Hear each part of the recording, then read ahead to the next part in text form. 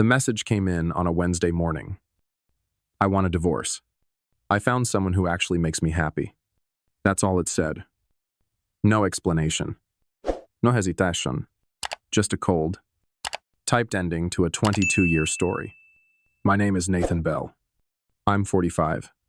I work as a financial systems analyst for Orbis Union in Richmond, Virginia. At that very moment, I was sitting at my desk, reviewing a fraud detection protocol I'd written myself, triple-checking line items for a client who'd just flagged a discrepancy. Dana, my wife, was supposed to be in Dallas for a marketing conference. She said 3 days. Routine. Then the second message hit. I've already moved the retirement funds into my personal account. You can have the house. I don't need it anymore. I remember gently setting my coffee down. Opened the bank app. Me fingers didn't even shake. But the thing is, something was already wrong. Just not in the way she thought. I typed back only one sentence. I hope you're happy. That was it.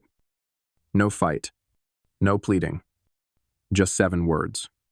And while the world around me kept spinning, I stared at my dashboards, 3 different ones, all updating in real time. Every transfer she made triggered the very system I had built. And my system. It never misses. If you're still here, listening, thank you. Stories like this, they stay quiet until someone finally tells them. And maybe you're listening from a quiet kitchen, or on your way home, or just needing a voice that understands. This is Voices Stories. We share what others leave unsaid. If this story stirs something in you, let us know. Where are you listening from? What are you feeling right now? Drop a comment. Share a piece of your own story if you'd like. And if you want to hear more, just a gentle reminder to subscribe. We're still here, and we're listening too. The next 60 minutes passed in complete stillness, at least. On the outside, inside my screen, numbers moved like a silent storm. Dashboards updated in real time. Line by line. Every account we'd ever shared: retirement, investments, emergency savings. Even the personal checking Dana thought I didn't know about, all connected, all monitored. I'd built it myself. Not because I didn't trust her. Because it was a habit. Because I'd spent 20 years watching what happens when people cut corners with money. What Dana triggered without even knowing was a system that didn't care about love, or marriage, or betrayal. It only cared about patterns, verification, flags. When 6-figure amounts moved without dual approval, federal anti-fraud protocols kicked in automatically. By noon, my phone buzzed with alerts, but not from Dana. From the receiving bank. Account activity under investigation. Deposits frozen pending review. I didn't smile. I didn't celebrate. I didn't even feel much of anything. I just closed the app, cleared the alerts, and returned to work. Someone else's financial security needed attention. I knew her phone would start lighting up soon. She'd try to log in, try to move more, try to undo it. But the system had no sympathy. It never did. You see, the truth is simple. Money doesn't care who you love. It only cares if you followed the rules. And Dana didn't. The signs didn't scream. They whispered. 6 months ago, Dana stopped asking about our retirement projections. She used to glance at my spreadsheets every Sunday night, asking questions I loved to answer. Are we still on track for 60? How much will we need if we downsize later? Then, silence. 3 months back, I found a new credit card in the mail, one I hadn't opened. Her name on the envelope. She brushed it off. Said it was for travel. Just some airline points. I didn't press. 2 weeks before the text, she mentioned the guest room felt too cluttered. No one visits anymore, she said, tossing a stack of old photo albums into a storage bin. Small things, quiet things.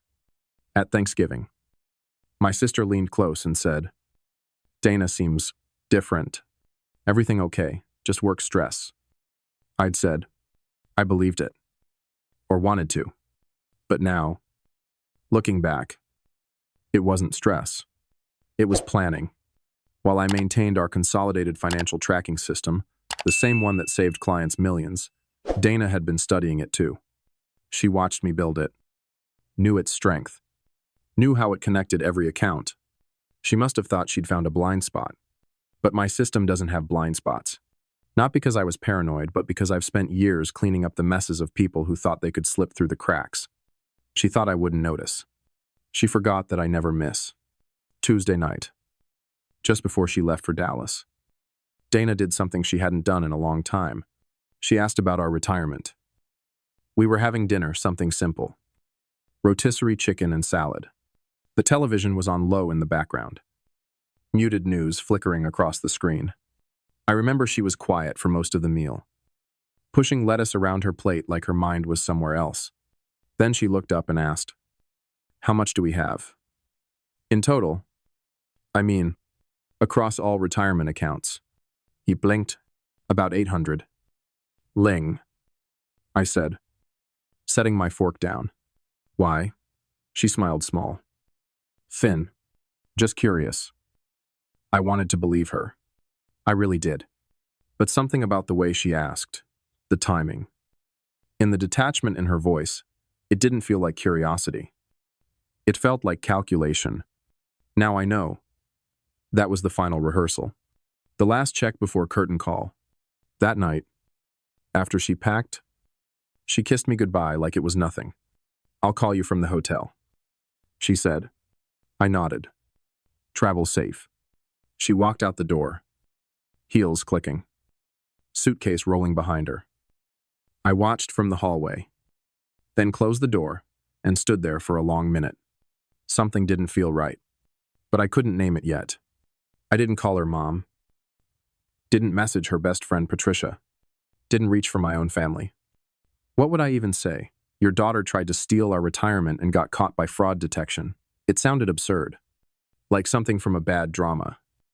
So I stayed quiet, made myself dinner, watched the news again, let the system do what it was built to do.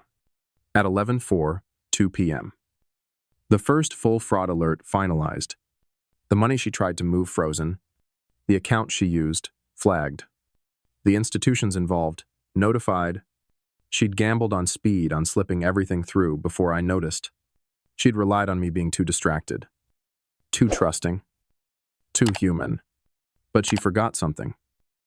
In all the years we'd been together, all the accounts we'd opened, taxes we'd filed, spreadsheets we'd reviewed, I had never, not once missed a financial detail.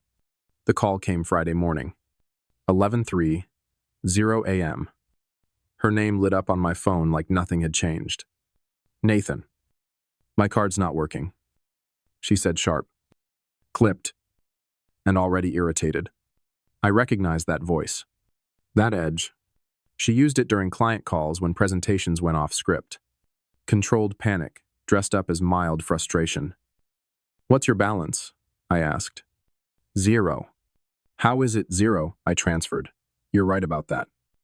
I cut in. Then came the silence. The kind of silence you can almost hear.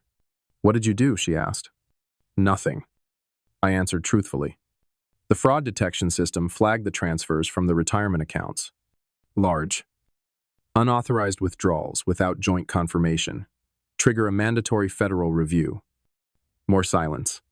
Then, how long? 5 to 7 business days. Could be longer. Depends on what they find. She hung up. No goodbye. No anger. Just a hollow click. He sat at me disk. The screen still open to the alert logs. Numbers. Transactions. Red flags. Still scrolling. Still catching. I sipped my coffee. In that moment, something inside me quietly, finally shifted. Not rage. Not betrayal. Clarity. For 22 years, I had protected our future. I saved. I calculated. I planned. Not just for me, for us. And now, the woman I'd built all of it with had tried to disappear with the whole foundation. But it wasn't the money that stung. It was the efficiency of it all. The coldness. A text. A transfer. A clean break. Like ending a meeting. Like closing a deal. She'd always been good at exits. But this time, her plan failed. Because while she moved with secrecy, I moved with systems. If you've made it this far, I'm grateful. Sometimes, stories like these echo something quiet in us, a memory, a feeling, a question we haven't dared ask. Here at Voices Stories, we tell them not for drama, but for understanding. So, how did this part sit with you? Where are you listening from? If anything stirred inside you, feel free to share it. Just a thought, a line, a feeling. And if you feel like staying, there's more to come. You can subscribe. Gently. No pressure. We're just here quietly telling stories. Like this one. The next part reveals what happens when Dana tries to escape, but finds every path already closed. And now, let's get back to my story. Saturday morning came like it always did. Sunlight leaked through the blinds. Coffee brewed in the kitchen. My inbox held its usual stack of client emails, flagged reports, and performance metrics. From the outside, nothing had changed. And maybe that was the strangest part. My wife had just attempted to take our entire retirement, leave me with a message, and vanish. And yet, the calendar still flipped to Saturday. The neighborhood still ran sprinklers on schedule. My neighbor still waved as he backed his car out of the driveway. The world didn't pause to acknowledge what had broken. I didn't either. I made eggs. Checked email. Read through a few client alerts. Booked an appointment with a divorce attorney. His name was William Brooks. Former banker turned lawyer. He didn't offer sympathy the way friends do. No, I'm so sorry. No awkward silence. Just calm. Sharp-eyed advice. File now. He said. Document everything. The attempted financial misconduct will help your case. I nodded. No hesitation. Not because I wanted revenge. I didn't. I just understood what needed to be done. On Monday, I filed for divorce. No alimony requests. No fight over the house. No claim to untouched assets. Clean. Measured. Like closing a file. The house was already in my name. The joint checking account still had $3. Ling. I left it untouched. That part, she could have. I didn't need it. By Tuesday, reality began to settle into the quiet spaces. The hallway where her heels used to echo. The guest room she'd said was too cluttered. The toothbrush she hadn't packed. I wasn't the type to seek revenge. I never had been, but I wasn't blind either.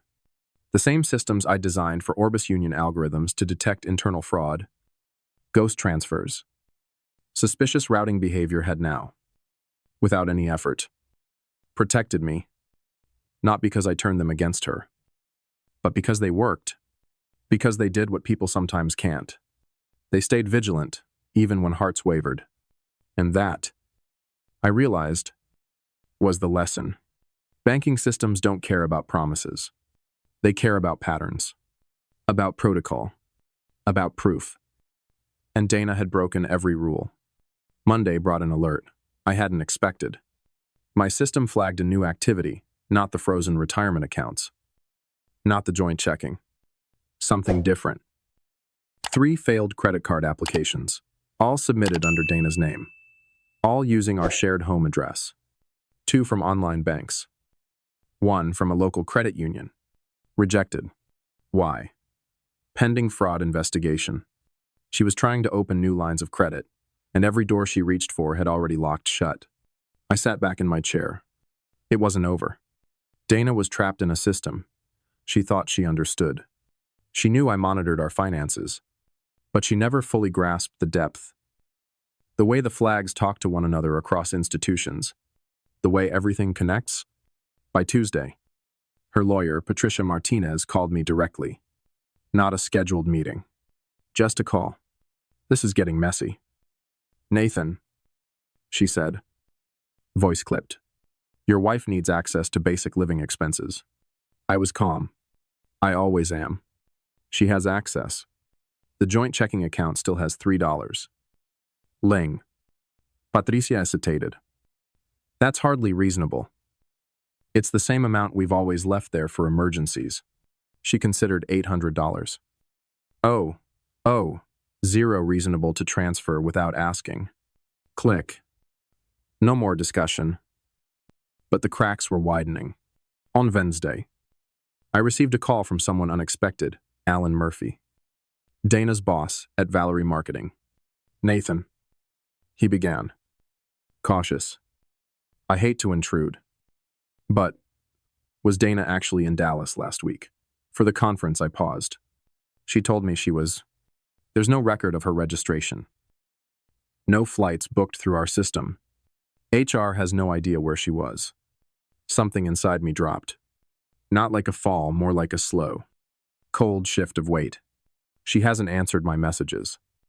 He added, Quieter now. We've noticed some inconsistencies in her expense reports. 2. I didn't defend her. Couldn't. I can't speak to that. I said simply, understood. But if you hear from her, please, let us know. Click. I put my phone down and stared at nothing for a long while. This wasn't just betrayal anymore. This wasn't just a failed marriage. This was fraud. Professional. Systematic. Possibly criminal. And the woman I'd once built a life with was at the center of it. I had thought it ended with a text message, but it didn't. That was just the surface. Beneath it was something colder, carefully constructed, quietly designed. Dana hadn't just stolen from me. She had been stealing for much longer, from places far beyond our marriage. Thursday morning, I received a call from Detective Sarah Flynn with the Richmond Financial Crimes Unit. Mr. Bell, would you be willing to come in for a conversation? Her voice was calm, respectful, but I knew what it meant. They'd found something. I met her that afternoon, an office with low lighting, a table with neatly arranged folders. She didn't waste time. Your financial monitoring system triggered a secondary flag last week, she explained. Not just the personal transfers. Corporate accounts. Multiple. I stared at her. Corporate, yes. Specifically, accounts tied to Valerie Marketing. Transfers, going from marketing budgets into personal accounts. Over the course of 18 months, a slow breath left my chest. This started long before the divorce. She nodded. We believed Dana wasn't working alone. And then she slid a photo across the table. Thomas Wade. I knew the face. Valerie executive. I'd seen him at barbecues. Friendly. Always laughing too loudly. And always a little too close to Dana when he thought no one noticed. You think he was involved? We have reason to believe Thomas and your wife were coordinating shared transfers, masked withdrawals, real estate inquiries under false names. We believe they were trying to liquidate assets, including your house. She paused. Does the name James Everett mean anything to you? Our realtor. I said. Instantly. He received an inquiry to list your house for $300. $2,000, well under market value. Buyer claimed to represent both you and Dana. The inquiry was placed by someone linked to Thomas Wade's private holding firm. It hit me then, not like shock, but like something inevitable. She hadn't just planned to leave. She and Thomas had planned to flip my house. Buy it low, sell it high, disappear with the profit. And they almost pulled it off. Almost. If it weren't for the flags, the tracking, the system, Detective Flynn continued, calmly. This is no longer just a domestic dispute. Mr. Bell, this is corporate fraud. Real estate fraud. Potential wire fraud. Possibly RICO. If we uncover an ongoing criminal enterprise, I sat there, frozen, not with fear, but with a terrible clarity. The woman I once held through flu seasons, the woman I kissed goodnight for over 2 decades, had built an entire scheme using everything she learned by watching me. She took my diligence, my discipline, my systems, and mirrored them into deception. I had always built things to protect. She had used that same logic to steal. The strangest part was how steady I felt. No spiral. No panics. No shouting at walls or pacing the floor. Just still. Even as the full picture came into focus, Dana, the corporate fraud, the false property listings, the coordinated theft, something in me remained grounded.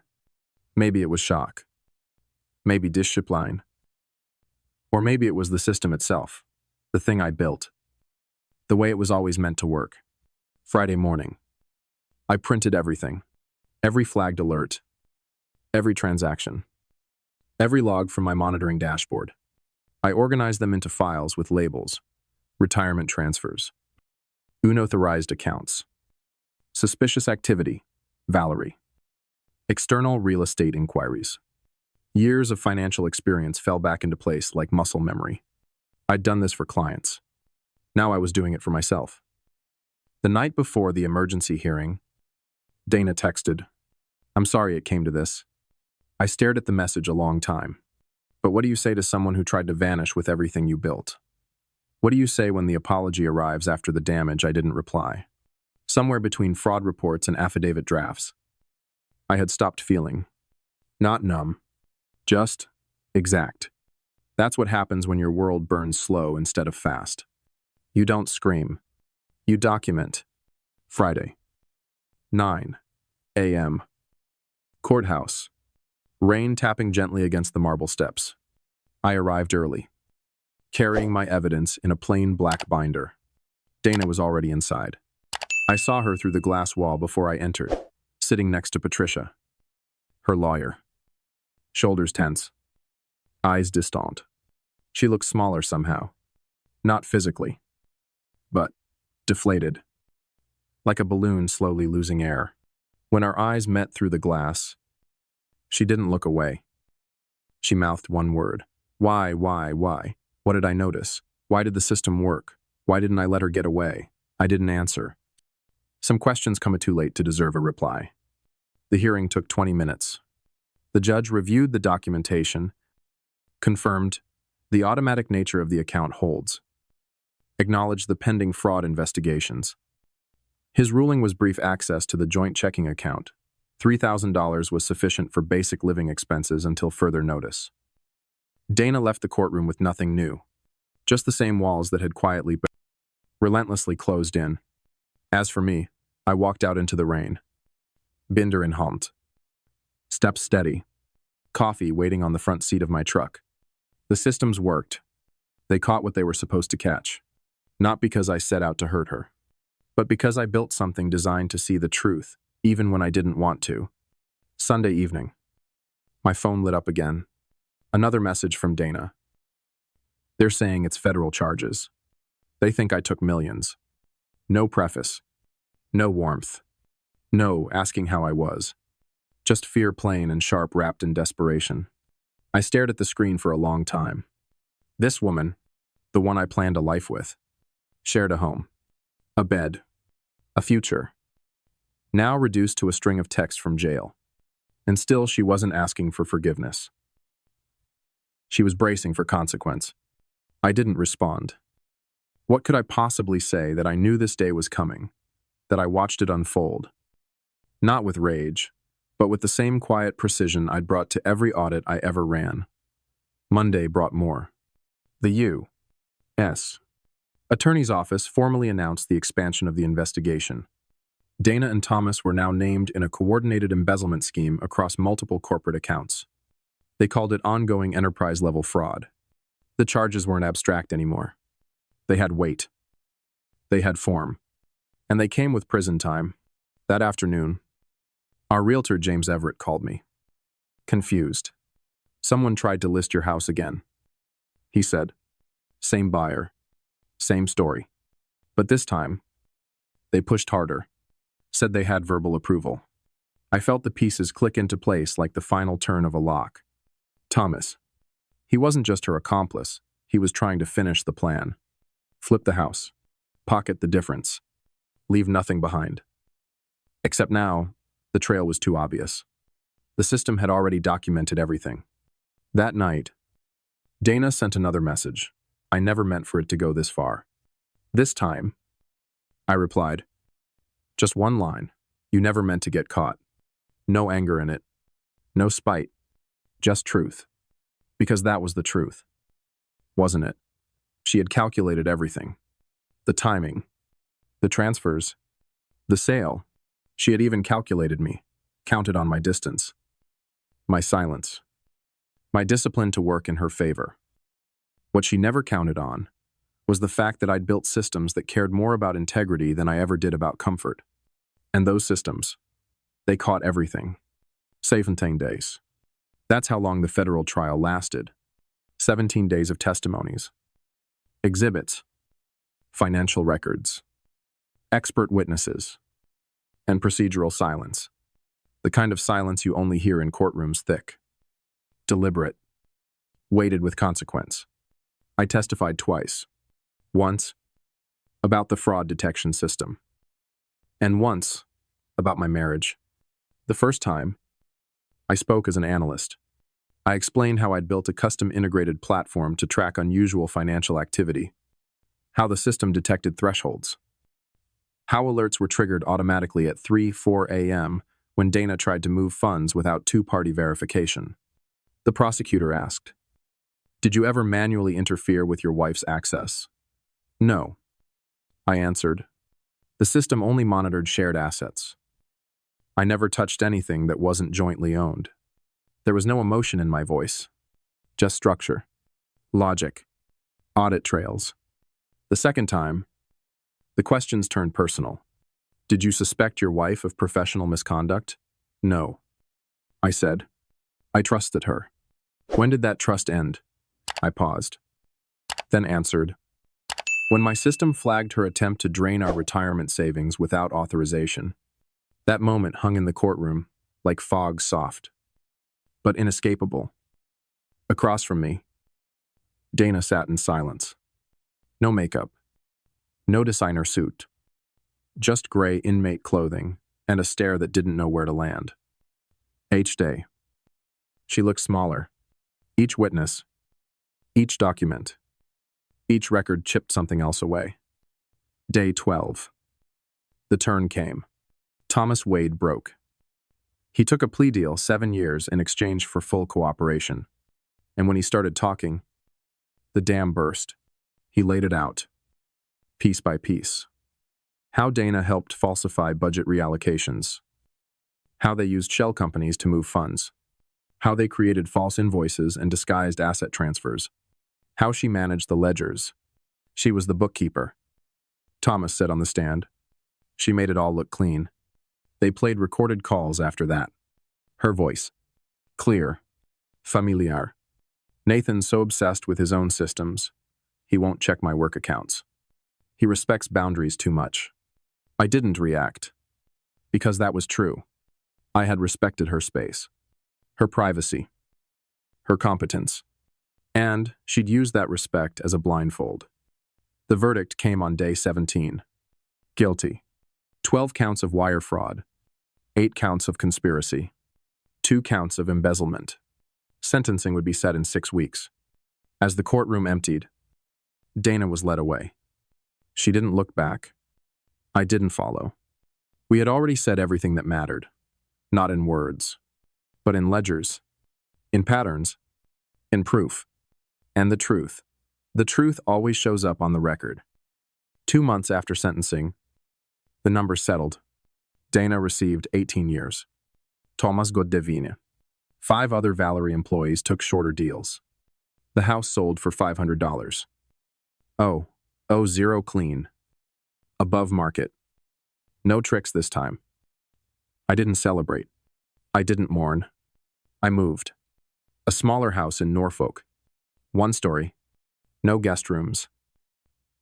No framed photos. Just walls that had never heard her voice. I kept my job at Orbis Union. Taught part-time at Old Dominion University Financial Fraud Detection. Real cases. Real consequences. Real lesson. Sometimes I told my students trust, but verify. Systems protect where emotion fails. Occasionally, Dana sent letters from prison, not asking for anything, just pages of regret. I got lost in the numbers. One read, Thomas made it sound easy, like no one would ever notice. I filed them away. Not for revenge. Not for comfort. Just for the record. I didn't reply. Didn't visit. Didn't forgive. Not because I was cruel. Because it was clean. That was the difference. I hadn't taken anything from her. I'd simply built something she tried to break, and it held. 3 years passed. My morning coffee became a quiet ritual again.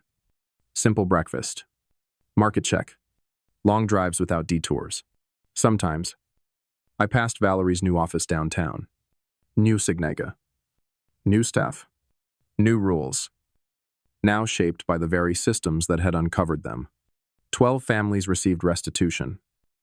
The damage, mapped and reversed by algorithms designed in silence. And me, I lived. Orderly. Steady. Not angry. Not broken. Just protected. Because in the end, betrayal isn't what defines you. Systems do. And mine's still running. Maybe you've been here too. Not in the courtroom. Not with the fraud. But with the quiet kind of ending that doesn't slam doors. It just closes them. Sometimes, it's not anger that stays. It's the silence. The weight of what was real. What wasn't. What you saved. And what you lost. I didn't tell this story for closure. There isn't always such a thing. I told it because sometimes, where the systems we build, emotional or digital, are all we have to hold us steady when everything else gives way. If this story stayed with you, in any way, I'd love to know. What part lingered in your heart? Where were you when you heard it? Here at Voices Stories, we believe in telling the truths that usually stay quiet. If you'd like to share your thoughts, your own version of silence or strength, drop it in the comments. We're listening. And if you'd like to walk with us through more stories like this, feel free to stay. You can subscribe if your heart feels at home here. We don't ask often. Just this once. Take your time. We're still here.